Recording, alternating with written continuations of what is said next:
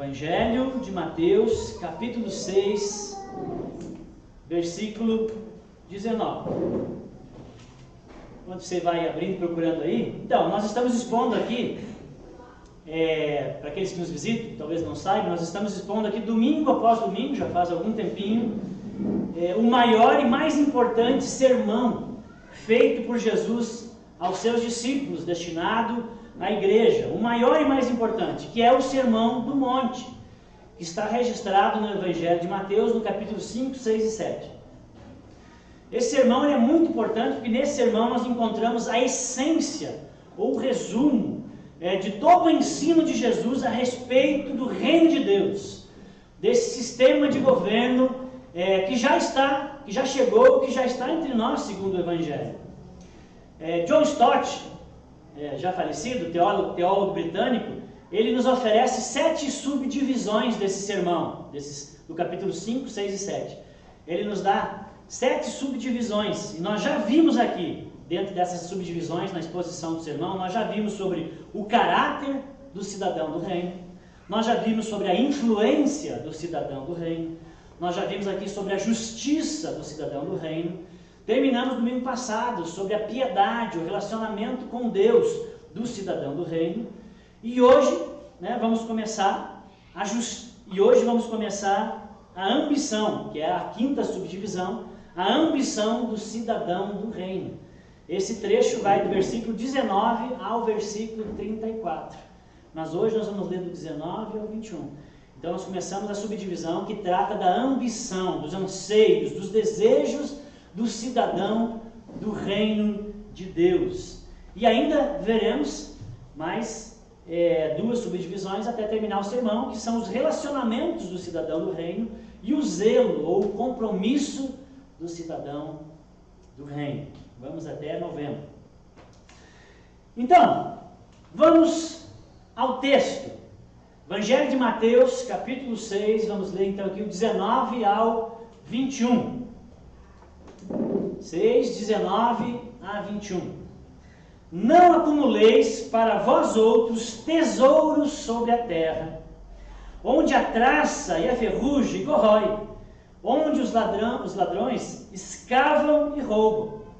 Mas ajuntai para vós outros tesouros no céu, onde traça nem ferrugem corrói, e onde ladrões não escavam nem roubam.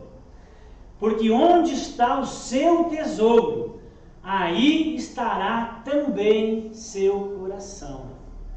Onde está o seu tesouro, aí também estará o seu coração. Gente, fazendo uma rápida exegese, explicação do texto aqui, se nós olharmos o texto, esses 3 versículos que eu acabei de ler, nós veremos que ali existem 2 recomendações de Jesus. Uma é negativa, diz: não acumulem tesouros na terra. E tem uma outra recomendação que é positiva: juntem tesouros no céu. Se olharmos também, nós vamos perceber que também tem 2 tipos de tesouros. Há tesouros no céu, mas também há tesouros na terra. Assim como há 2 tipos de pessoas, logicamente, que é os que juntam tesouros no céu e os que juntam tesouros na terra. Há ainda 2 respostas diante dessas propostas de Jesus, de porquê delas, cuja ênfase, se você perceber ali, a ênfase diz respeito à durabilidade, é disso que se trata a resposta. Se acumularmos tesouros aqui na terra, o texto nos diz que esses tesouros que nós ajuntamos aqui na terra, eles findarão. Eles são finitos, limitados, se corrompem, a traça e a ferrugem agem sobre eles. Claro que tem uma linguagem, uma figura de época, pensando nas moedas, no ouro, naquilo que se tinha como bem da época que foi escrito esse texto. A traça vai corroer, porque uma das coisas, um bem muito precioso que as pessoas tinham eram seus trajes, eram muito caríssimos. Então, a traça vai comer, ou os ladrões vão roubar. Não tinha um banco, um lugar assim, as pessoas guardavam em casa, enterravam embaixo de uma árvore, alguma coisa eles faziam, mas o ladrão escava e rouba Ou seja, se trazer para os nossos dias, os nossos tesouros que nós acumulamos aqui, eles também são finitos. E eles também sofrem influência da traça e da ferrugem moderna. Por exemplo, se a economia for instável, as suas economias, seus investimentos, eles vão por água abaixo, entendeu? Né? Se dá uma pandemia que você juntou, vai. Então a economia instável, a inflação, queda, variação na bolsa, às vezes investimento mal feito, sua economia vai embora. Guerras, né? Olha, né? O país lá todo destruído, as pessoas que levaram uma vida para comprar um apartamento, para comprar um bem, para comprar um terreno, não tem nada mais. Quem vai devolver? Não vai devolver. Então pode vir uma guerra e acabar. Sem falar em desastres naturais. Né? Você pode construir lá um pavilhão e daqui a pouco dá um temporal e leva tudo embora. Né? Terremoto, enchentes. Então, tudo isso mostra que os nossos bens, eles são finitos, não são duráveis. Os bens aqui acumulados, eles não duram e por isso são inseguros, né? Devido à sua finitude e corruptibilidade. Mas os tesouros que nós acumulamos no céu, em contrapartida, o texto diz que eles são duráveis. O investimento que nós fazemos no céu, esses duram, porque são investimentos eternos, incorruptíveis e 100% seguros. Ali as recomendações. Agora, essa analogia dos tesouros que Jesus deu é para reforçar a ideia central do ensino de Jesus aqui nesse ponto, nesse momento do seu sermão, que é o versículo 21. Toda essa analogia a respeito do tesouro é para apontar para o versículo 21, e o versículo 21 diz: onde está o seu tesouro? Aí está o seu coração. Né? Cuidado, né? O que você considera como tesouro, se ele é corruptível ou incorruptível, porque o seu coração vai estar ali. Onde está o seu bem maior? Ali vai estar o seu coração. É sempre assim. Só que onde está o seu coração, ali vão estar os seus desejos, ali vão estar os seus anseios, ali é onde você vai empenhar a sua vontade, é o que você vai comprometer o seu tempo, os seus recursos e o seu talento. Onde tiver o seu tesouro, estará o seu coração e estará o sentido da sua vida.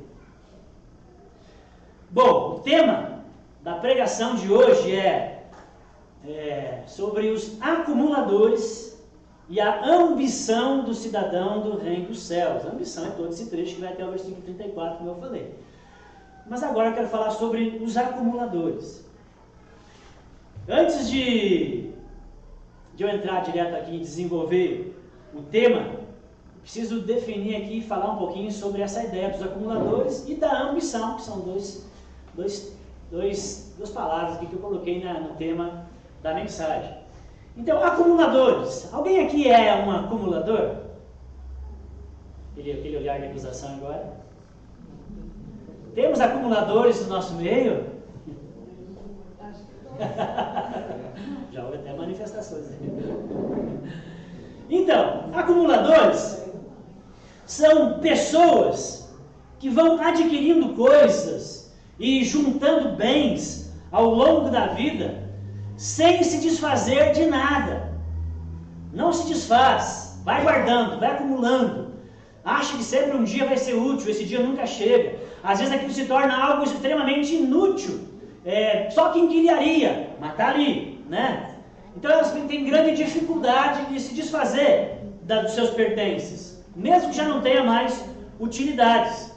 Dá para se dizer que são pessoas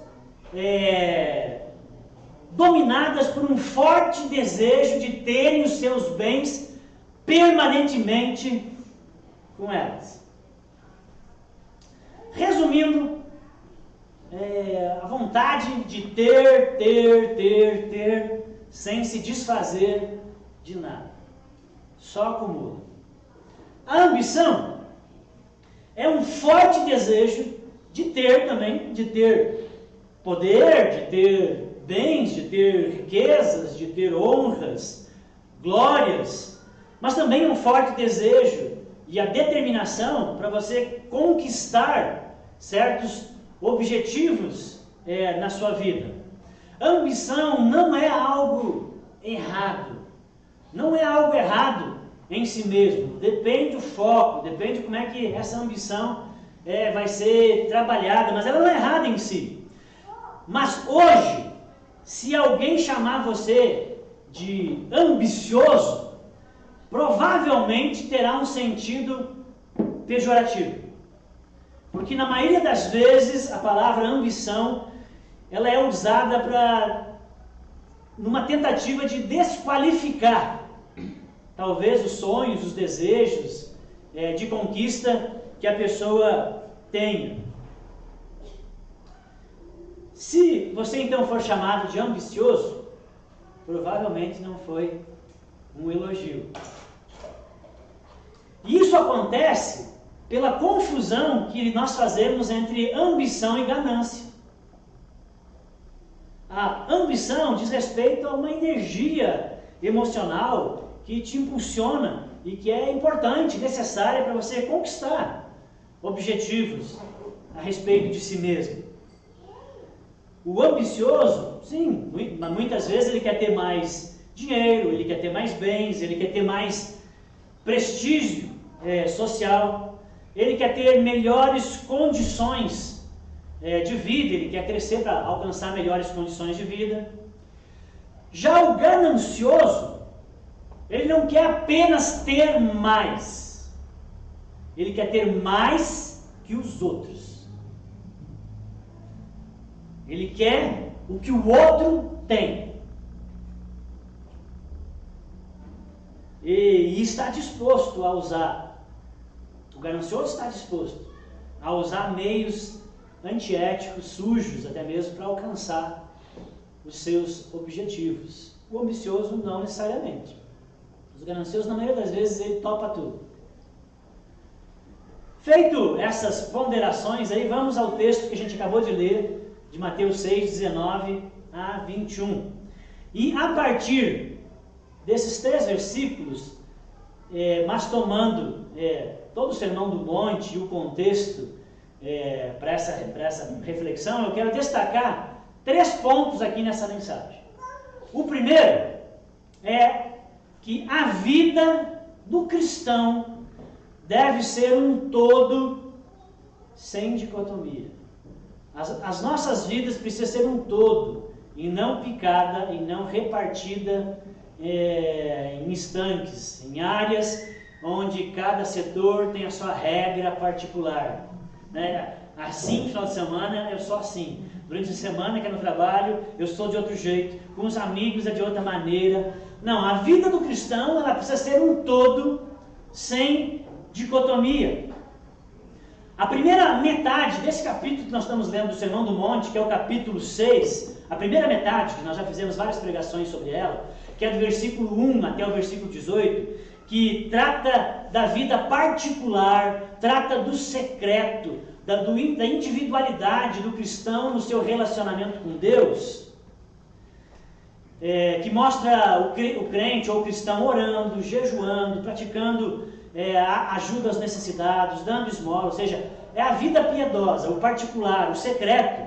Então, a primeira metade trata do secreto. A segunda metade, que é essa parte que nós vamos falar da ambição, que vai do versículo 19 ao 34, vai mostrar já o cristão na sua vida pública, na sua vida na sociedade, envolvendo questões de dinheiro, bens, roupas, alimentos, enfim, tratando de suas ambições. Agora, só porque Jesus fala aqui nesse texto sobre céu, lugar sagrado, a habitação de Deus, terra, a habitação dos homens, só porque Jesus fala de céu e terra, ou das coisas da religião, do 1 ao 18, e das coisas da vida, do 19 ao 34, a tentação é olhar para esse texto, para a fala de Jesus, e fazer uma dicotomia. E fazer uma diferenciação entre coisas e a vida, entre o sagrado e o secular. Coisa que é muito comum na boca dos cristãos, na boca de muitos ministros e entre as igrejas. Essa ideia do sagrado e do secular. Ou seja, a dicotomia, o que é dicotomia? Dicotomia é a divisão, geralmente, é a divisão de um todo em duas partes. Geralmente são duas partes que concorrem entre si. O bem e o mal, a luz e as trevas, céu e terra, secular e sagrado. Isso é dicotomia. Nossa vida não pode ter dicotomias. Nossa vida tem que ser um todo. E nós fazemos essa dicotomia geralmente. Nós dividimos as coisas de Deus, as coisas da religião, né? Tudo que envolve a religião, o devocional, a vida com Deus, e nós consideramos isso como sagrado, e nós colocamos isso no andar de cima da nossa vida. E as coisas da vida, do mundo, do dia a dia, né? Família, trabalho, lazer, esporte, né? Tudo mais que envolve a vida, nós colocamos no andar de baixo. Andar de cima superior, de baixo inferior. Logo nós consideramos as coisas de cima, o do sagrado, né, melhores, as coisas de baixo são inferiores, são importantes, mas inferiores do que das coisas que estão em cima. Isso se você é uma pessoa que ama Deus e que se dedica a Ele, talvez você faça essa inversão. Agora, se você tem uma mente mais secularizada, a religião não é tão importante para você, você vai ao contrário. Você colocará as coisas da vida, a profissão, o trabalho, o lazer e tudo mais, no andar de cima, considerando isso como as coisas mais importantes, e colocando a religião, Deus e essas coisas no andar de baixo. Mas, de qualquer maneira, foi feita uma dicotomia. Você está separando a vida entre o sagrado e o secular, entre o mais importante, de maior peso e de menos peso. Gente, essa divisão entre o sagrado e o secular não é bíblica. Não é bíblica. É uma ideia grega. Isso vem dos filósofos e da cultura grega que entrou dentro do cristianismo. É uma ideia desastrosa. É uma ideia que empobrece a sua espiritualidade e acaba te desumanizando, te levando ao processo contrário daquilo que Cristo está te fazendo. À medida que te santifica, te faz mais humano, mais parecido com o homem perfeito que é Jesus Cristo. Só que essa ideia dicotômica, ela te empobrece e desumaniza. Ela não é boa.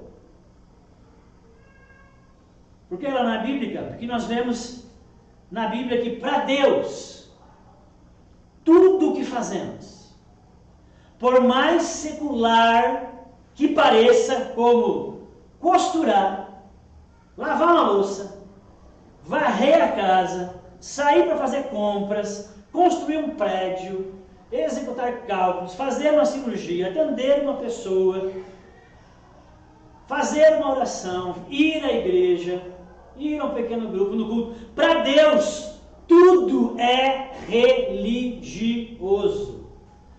Tudo é sagrado em nossa vida. Nada é secular. Não há duas repartições, o secular e o sagrado. A vida, pela ótica da palavra de Deus, o ensino de Jesus, a vida é um todo. Um todo no sentido de que tudo é feito diante da face de Deus. Então, a oração, Deus se agrada, porque eu estou diante de Deus orando, jejuando, evangelizando, isso agrada a Deus, ganhei estrelinhas. Mas eu estou agora pregando madeira, e isso você acha que não está fazendo diante da face de Deus. E você acha que isso Deus não está contigo, não está te vendo. E não tem a mesma sacralidade pela presença de Deus ali. Nesse sentido, tudo é feito diante da face de Deus. E tudo deve ser feito segundo a sua boa, perfeita e agradável vontade. É isso que o cristão precisa entender e buscar. Olha esse texto aqui, e tem vários outros nesse sentido, de 1 Coríntios 10, 31. Portanto, nós conhecemos, a gente fala aqui muito. Portanto, quer comais ou bebais, Gente, para que algo mais comum do que comer e beber? Quer comais ou bebais, ou façais qualquer outra coisa, fazei tudo para a glória de Deus. Amém? Para Deus, toda a vida e tudo que envolve a sua vida é sagrado. Não há repartição. Não há regras da religião e há regras da sociedade, regras do mundo. Não para você que é um cristão, senão você é um cristão mundano. Para o cristão, a vida é um todo, que deve ser vivida sem dicotomias. E Jesus ensinou isso. Jesus não estava, com essa fala aqui, querendo elevar alguns setores da vida em detrimento de outros. Pelo contrário, ele estava mostrando que toda a nossa vida importa, toda a nossa vida interessa a Deus, tanto o particular, 1 ao 18, como o público, 18 ao 34. É do interesse de Deus e do seu reino. Em ambas essas esferas, o particular e o público, vemos Jesus nos chamando.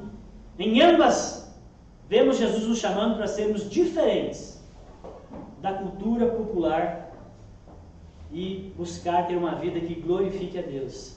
Nós devemos ser diferentes dos religiosos, temos que ser diferentes de muitos daqueles que estão dentro das religiões, das igrejas, dos templos,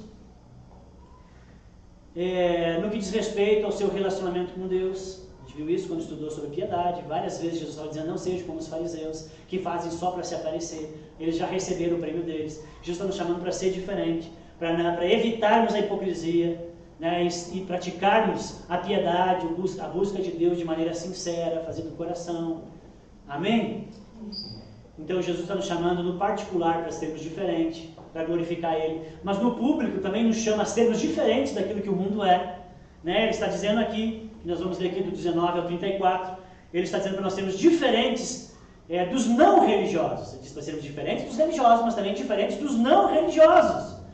No que diz respeito à sua filosofia de vida, do materialismo que o mundo prega, né, que as pessoas desenvolvem, desse capitalismo selvagem. Então Jesus diz que nós temos que ser diferentes, que nós não devemos acumular tesouros na terra, mas no céu. A vida do cidadão dos céus, a vida do cidadão do reino, naquele que nasceu de novo, que tem Cristo como seu Senhor e Salvador e habita no seu coração, a vida dessa pessoa, ela segue uma única lógica. Ela não tem várias lógicas, ela tem uma única lógica maior, que é agradar a Deus na sua vida, em tudo. Sua ambição, seus anseios maiores, é o mesmo, no particular e no público. Seu objetivo maior de vida, quer tenha filhos, vá trabalhar, more fora, faça um curso de inglês, vai ser pedreiro, médico, qual for a sua ambição, é em tudo glorificar a Deus. Seja orando, indo à igreja, fechando um negócio, fazendo uma cirurgia, dirigindo na boleia de um caminhão, tudo, Paulo vai dizer em Romanos, tudo é dele, por meio dele e para ele. A ele, pois, toda a glória. Amém, queridos? A vida toda é sagrada e ela precisa ser vivida como um todo. Entendemos isso? Essa é a primeira lição que a gente pode tirar aqui desse texto. Um segundo ponto ainda que eu quero falar a respeito desse texto é o que Jesus estava proibindo no versículo 19, quando ele disse: não acumuleis para vós outros tesouro na terra. Você tem essa curiosidade? O que será que Jesus estava proibindo quando disse isso? Gente, sem dúvidas, há muitos tesouros na terra.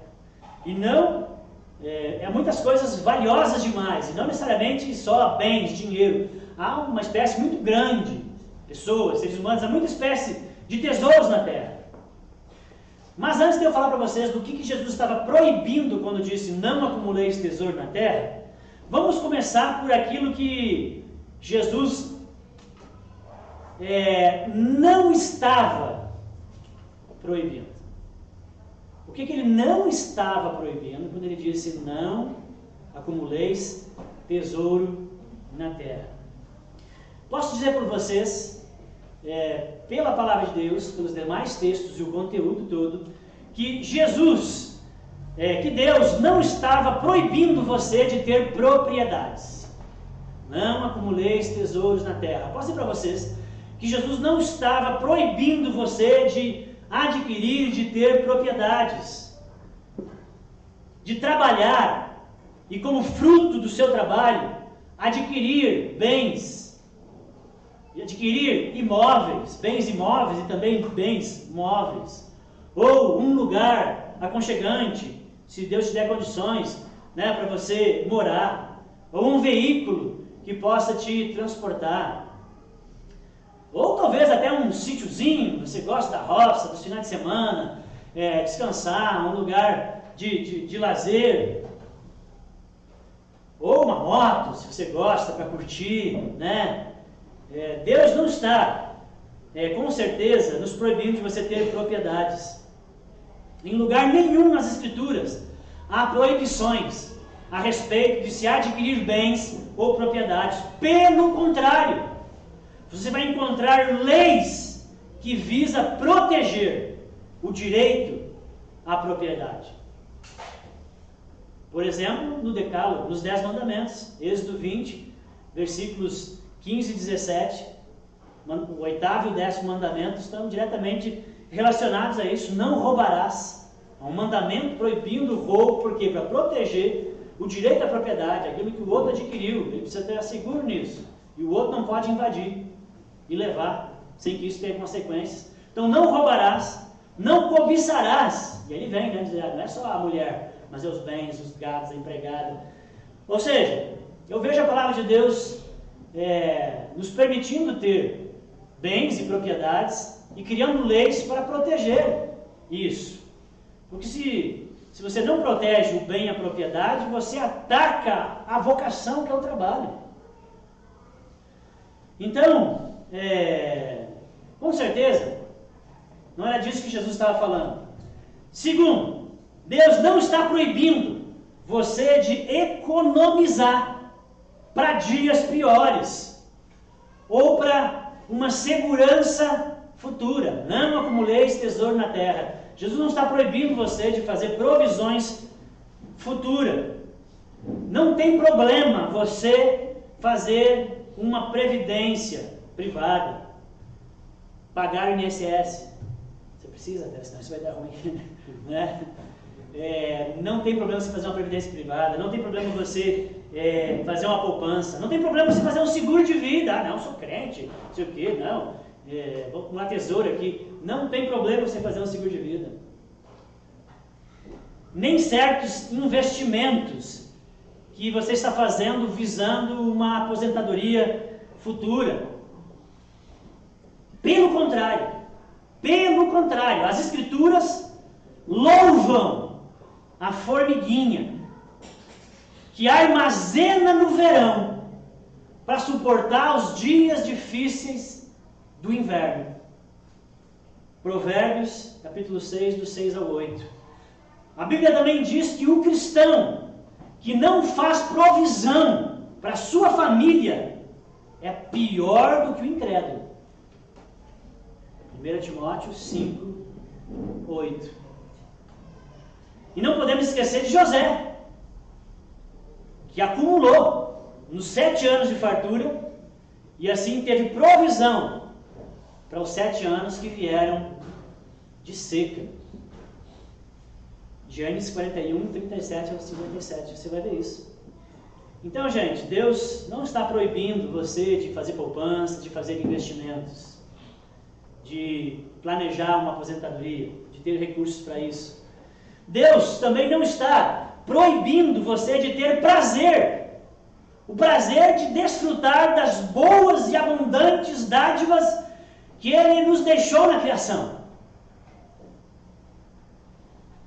como sair, ir talvez num bom restaurante, se você tem condições, ou naquele que você tem condições, e fazer ali participar de um jantar delicioso na companhia dos seus amigos e tomar um vinhote, não precisa ser aquele de 5 mil, tem uns mais em conta, né? Também 5 mil já é exagero, aí já caiu para outro, né, esquema. Mas Deus não está nos proibindo disso, de viajar e desfrutar da criação, e de conhecer lugares, e de conhecer pessoas. Enfim, de usar recursos para experimentar as dádivas que o bom Criador deixou para nós. Então, gente, nem as propriedades, nem o direito de ter propriedades, nem direito de provisão para o futuro, nem desfrutar os dons que o Criador nos deixou, estão incluídos na proibição de acumular tesouros na terra. Mas o que Jesus estava, então, proibindo? Queridos, Jesus estava proibindo e dizendo que era insensatez, estupidez, o acúmulo egoísta de bens. O acúmulo desnecessário, o acúmulo ostentador de bens, o estilo luxuoso, extravagante e vaidoso. Essa, às vezes, beirando luxúria é outra coisa, né? Esse materialismo que prega que você tem que aparentar quem você no que você tem. Gente, Jesus está criticando isso, esse estilo de vida, o uso indiscriminado de nossos bens, riquezas que Deus nos deu, que nós somos mordomos. E quando nós usamos isso indiscriminadamente, sem sequer ponderar que outros nada têm. Um barizão que orou pelo café da manhã, e a mesa estava bonita, a mesa estava farta, mas ele orou pela mesa agradecendo, e disse: Deus, mas também tem pessoas que não têm nada disso, e que têm fome. Deus está condenando você usar a abundância que Ele te deu, sem que você pense nos que nada tem. Gerando, muitas vezes por causa desse comportamento, desse uso indiscriminado, um coração insensível, um coração endurecido, incapaz de perceber o sofrimento dos menos favorecidos. Jesus está censurando o materialismo desenfreado que acorrenta o nosso coração nessa terra. E passamos a viver nessa terra sugando tudo que dá como se fosse tudo que existisse. Como eu li certa vez no para-choque de um caminhão, dizia lá uma frase que diz respeito a isso. A frase do caminhão era: vence aquele que tiver mais brinquedinhos. Vence aquele que tiver mais brinquedinhos. O vencedor é aquele que conseguiu adquirir mais bens no seu trajeto, na sua trajetória aqui na vida. Quanto mais brinquedinho, 2, 3 motos, carro, casas, etc. Quanto mais brinquedinho você tiver, sinal que você é um vencedor. Esse acumular egoísta, gente, naturalmente nos faz gananciosos. Não interessa quanto tem, sempre quer ter mais e mais. A melhor casa do bairro, o melhor carro da rua, do condomínio. O vizinho viajou, nós vamos fazer uma viagem melhor, né? Vamos botar no Insta. Agora, por que Jesus proíbe esse acumular egoísta de bens?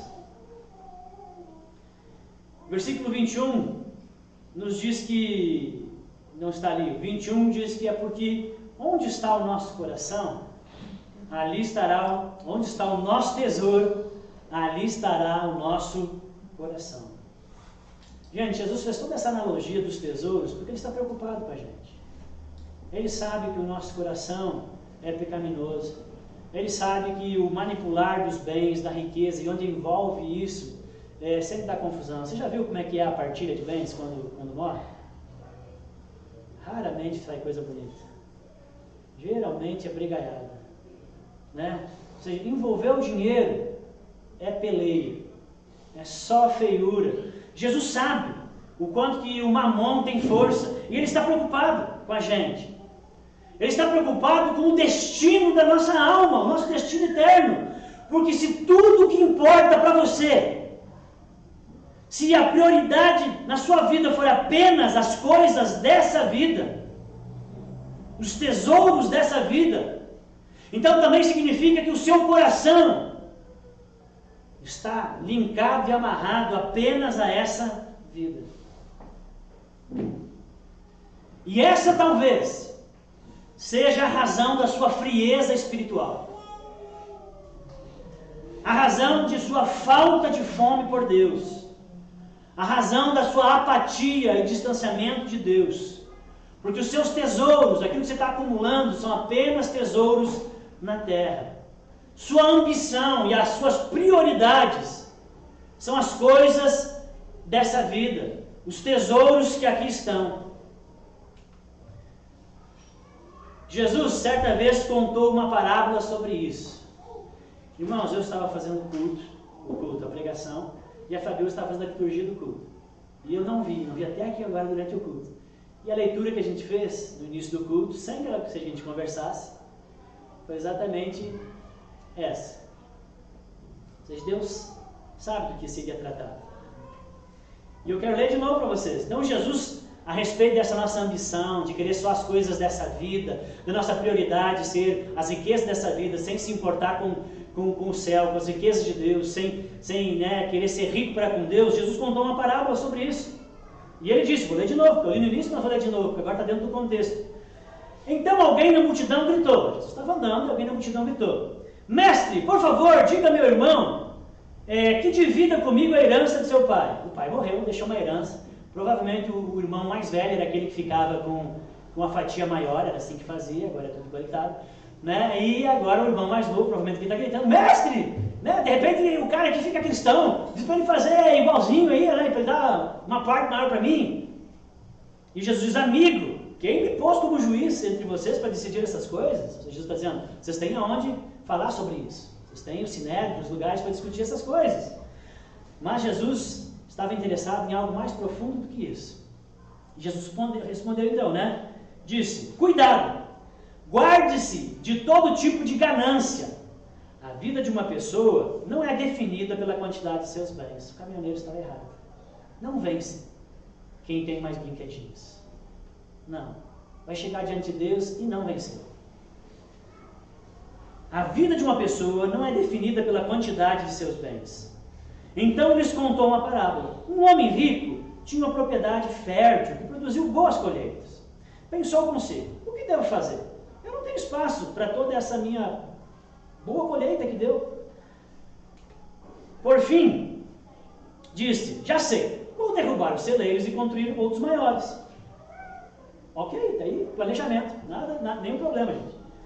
Assim terei espaço suficiente para todo o meu trigo e meus outros bens. Aqui começa o problema.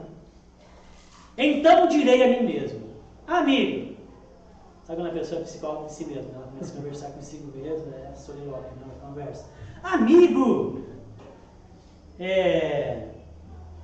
você guardou o suficiente para muitos anos. Agora descanse, você está tão rico, pode rico, com os celeiros cheios, descanse, coma, bebe e alegre-se. Mas Deus lhe disse, louco, você morrerá esta noite. E então quem ficará com todas essas riquezas aí que você juntou? Sim, é loucura acumular riquezas terrenas e não ser rico para com Deus. Você pode acumular riquezas terrenas, desde que você acumule mais riquezas ainda no céu. Amém? Esse aqui estava preocupado só com as coisas dessa vida. E não se preocupava com a sua vida com Deus, com a eternidade e com o porvir. E ninguém sabe quando você vai partir. Então aqui está uma história de alguém que priorizou os tesouros da terra. Agora, olha só, presta atenção aqui. Não dorme não. Tem gente já dormindo, meu Deus, dormiu demais. Acorda aí, tem um cafezinho ali, ó. Só que não toma, pinga no olho. Quero dizer uma coisa aqui para você, um alerta. Assim que Jesus fez um alerta, eu também vou fazer um alerta para você. Olha só.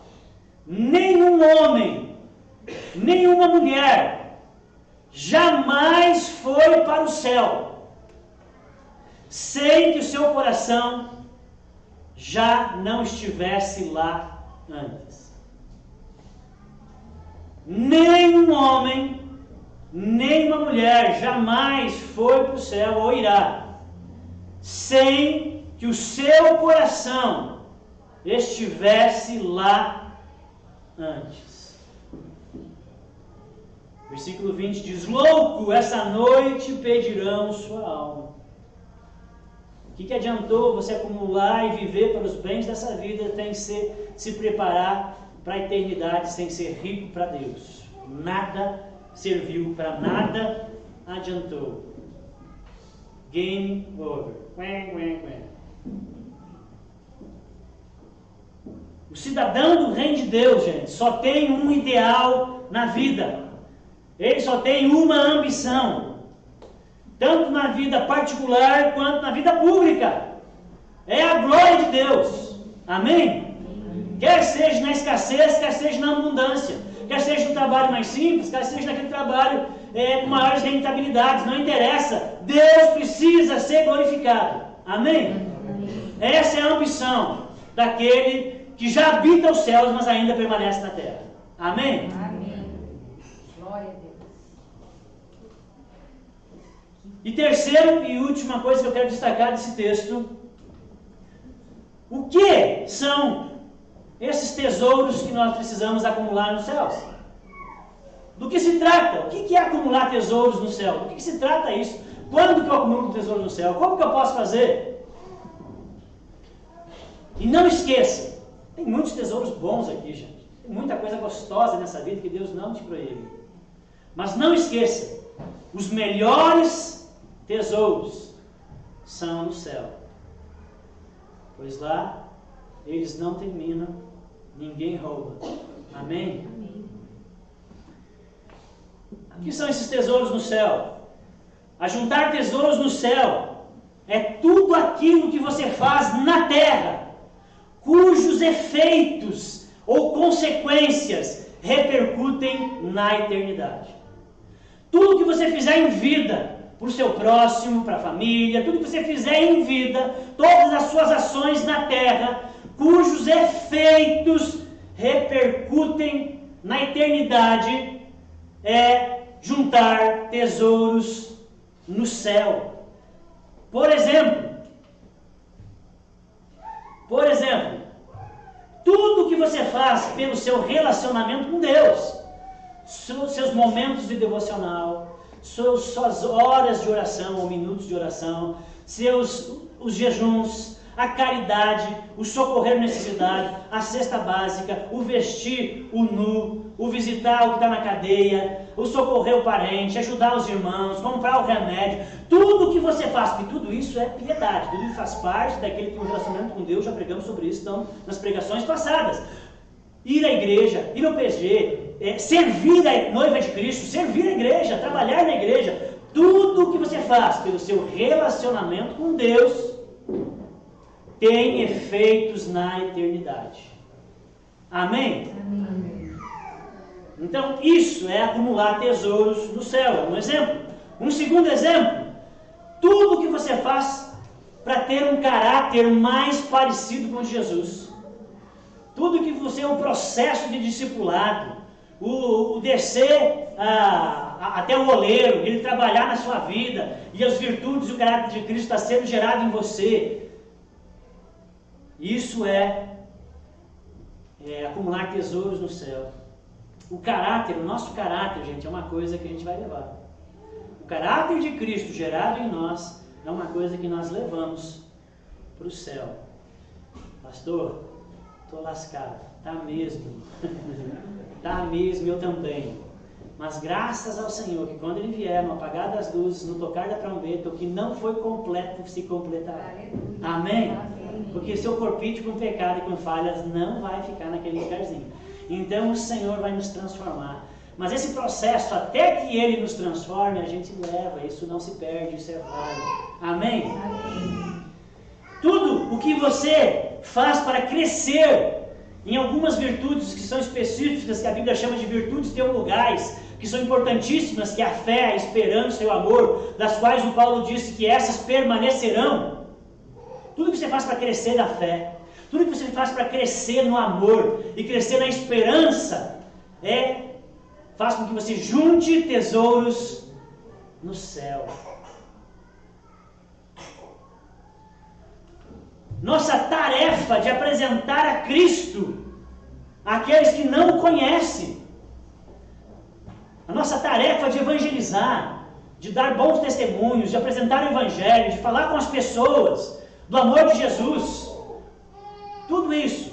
Quer a pessoa seja ganha ou não, ela rejeite ou aceite, mas você foi fazer esse trabalho do evangelista. A sua tarefa. Isso é juntar tesouros no céu. O uso de nossos recursos agora financeiros, sim, seu dinheiro, seus bens, seu patrimônio, a sua casa que abre como hospitalidade para receber pessoas, para acudir necessitados. O uso dos seus recursos financeiros em causas cristãs. Isso é juntar tesouro no céu. Amém? Amém. Praticar caridade aqui. Está juntando tesouro no céu. O socorro aos necessitados, aos vulneráveis. Gente, estou apavorado, a gente vai no mercado. O negócio está tenso. As coisas estão bastante caras, a inflação está alta. Mas ok, no final vai nos diminuir um pouquinho para aquele que tem um pouco mais de condição. Eu fico pensando, meu Deus, se eu murmuro, coitados que estão ganhando um salário mínimo. Não dá para viver. É complicado. Então nós que temos mais, se você tem 1,5, já tem mais que tem 1, já pode ajudar o de 1. Amém? Não diz respeito à quantidade. Quem ganha mais pode ajudar mais e deve ajudar com mais.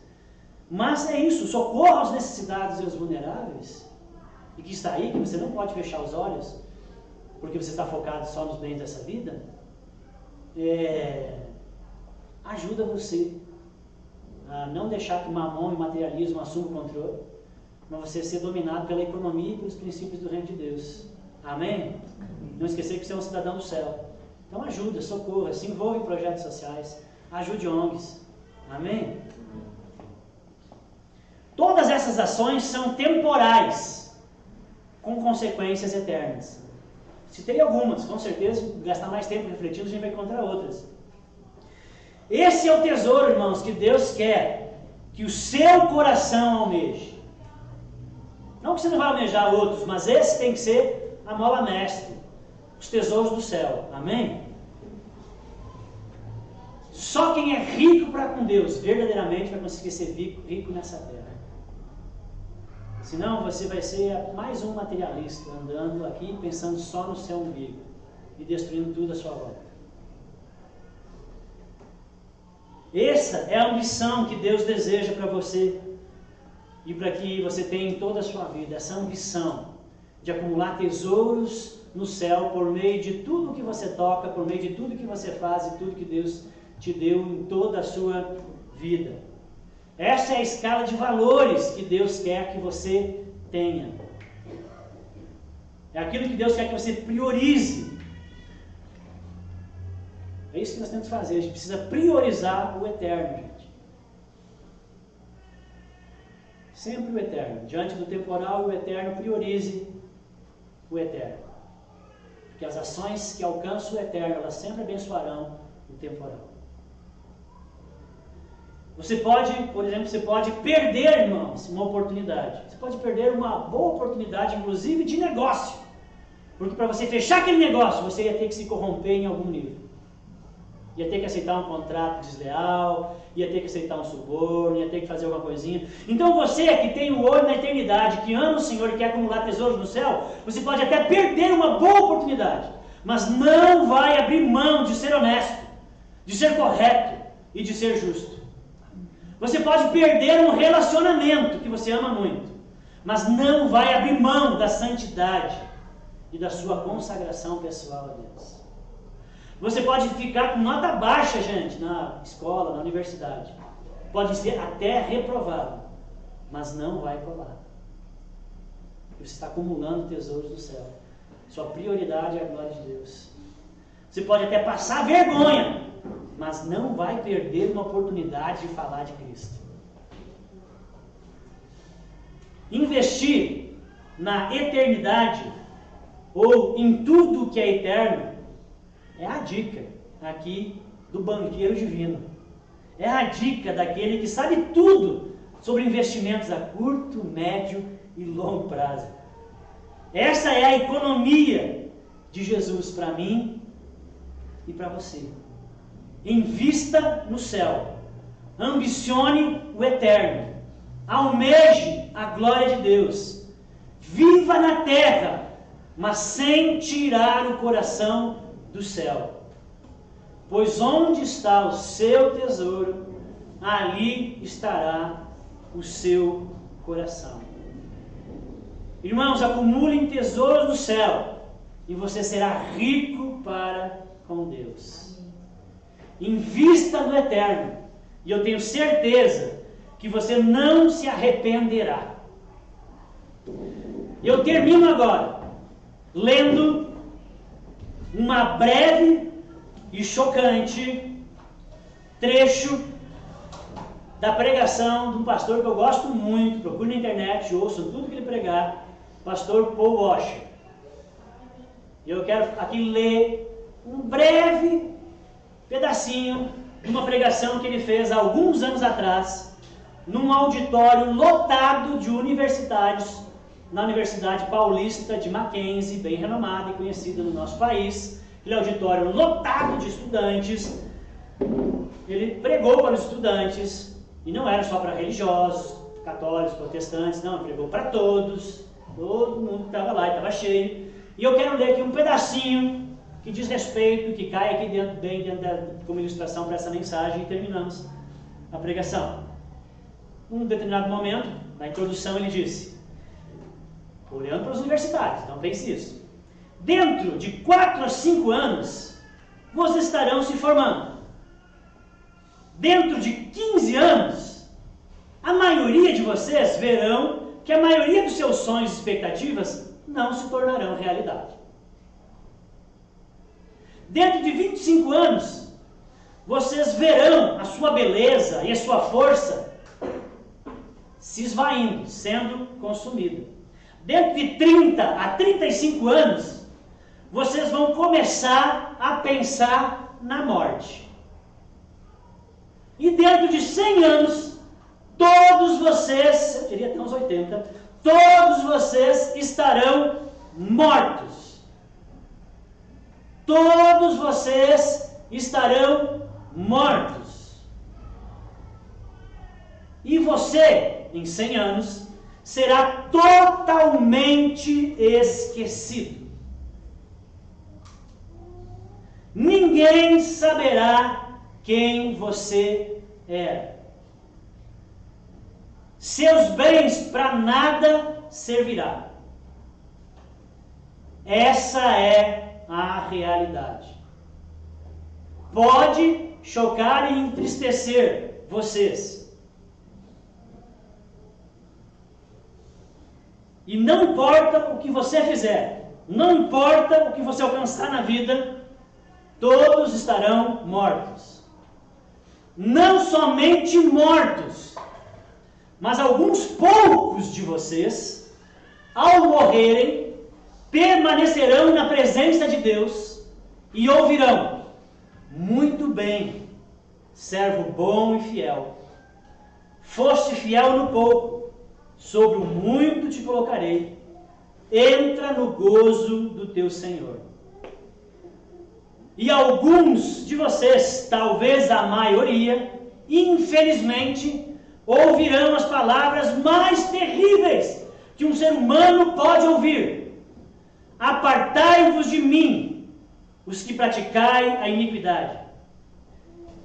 Esses são os únicos dois destinos após a morte.